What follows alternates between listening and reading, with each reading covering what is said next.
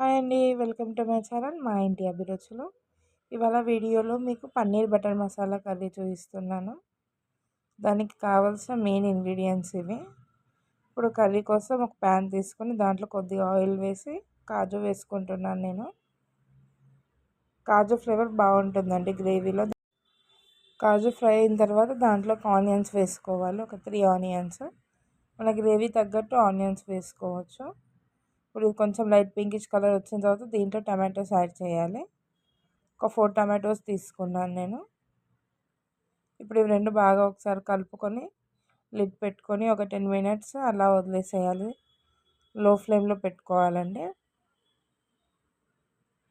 10 minutes తర్వాత చూస్తే మనకి అవి బాగా ఉడికిపోయి ఉంటాయి. టమాటోస్ ఆనియన్స్ చూసారు కదా, బాగా ఉడికాయి. ఇప్పుడు వీటిని మిక్సీ జార్లో వేసుకోవాలి. మిక్సీ జార్లో వేసుకొని ఫైన్ పేస్ట్ చేసుకోవాలి. ఇప్పుడు అదే ప్యాన్లో కొద్దిగా ఆయిల్ అలాగే బటర్ వేసుకుంటున్నాను.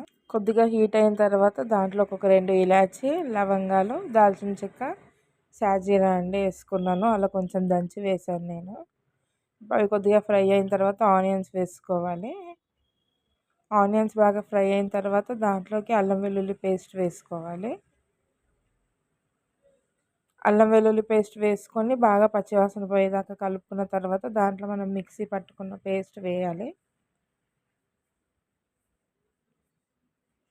మనం మిక్సీ పట్టుకున్న పేస్ట్ అంతా వేసి బాగా కలుపుకొని లిడ్ క్లోజ్ చేసి ఒక 5 మినిట్స్ సిమ్లో పెట్టేసేయాలి.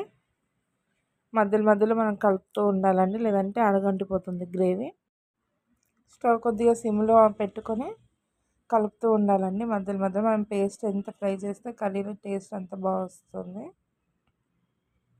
మీకు కావాలి అని అంటే ఇక్కడ కొద్దిగా ఆయిల్ ఎక్కువైనా యాడ్ చేసుకోవచ్చు. మేము తక్కువనే వాడతాం, అందుకని తక్కువ యాడ్ చేశాను. ఇప్పుడు ఫ్రై అయిన పేస్ట్లో కొద్దిగా ధనియా పౌడర్, పసుపు, కర్రీకి తగినంత కారం, మా ఇష్టం అండి కారము. మీ స్పైసీ లెవెల్స్ బట్టి వేసుకోవచ్చు. నేను ఒక 2½ స్పూన్స్ అలా వాడుతున్నాను కారం. దానికి తగినంత ఉప్పు కారం వేసుకున్న తర్వాత అంతా బాగా కలుపుకోవాలి. ఒకసారి కలుపుకున్న తర్వాత దాంట్లోకి పన్నీర్ పీసెస్ అన్ని, నేనైతే ఏం ఫ్రై చేయట్లేదు, పన్నీర్ పీసెస్ డైరెక్ట్ వేస్తాను. ఫ్రై చేసిన దానికంటే ఇలా డైరెక్ట్ వేస్తేనే బాగుంటుందండి కర్రీలో టేస్ట్. ఇప్పుడు కట్ చేసుకున్న పన్నీర్ అలాగే కొద్దిగా కొత్తిమీర వేసి కలుపుకోవాలి. బాగా మిక్స్ చేసుకున్న తర్వాత ఒక 2 మినిట్స్ అలా ఉంచేయండి. ఒక 2 మినిట్స్ తర్వాత దాంట్లోకి మనకు తగినంత వాటర్ అండి, గ్రేవీ కన్సిస్టెన్సీ బట్టి వాటర్ యాడ్ చేసుకోవాలి. ఈ కర్రీ పూరి కానీ, రోటీ, చపాతీ దేంట్లోకైనా చాలా బాగుంటుందండి. మనకు తగినంత వాటర్ వేసుకొని ఒకసారి బాగా కలుపుకోవాలి.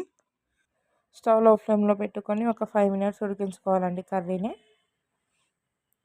చూస్తున్నారు కదా, కర్రీ అయితే బాగా ఉడికింది. దాంట్లోకి ఇప్పుడు కొద్దిగా గరం మసాలా పౌడర్ యాడ్ చేస్తున్నాను. అలాగే కొద్దిగా కొత్తిమీర యాడ్ చేసుకోవాలి.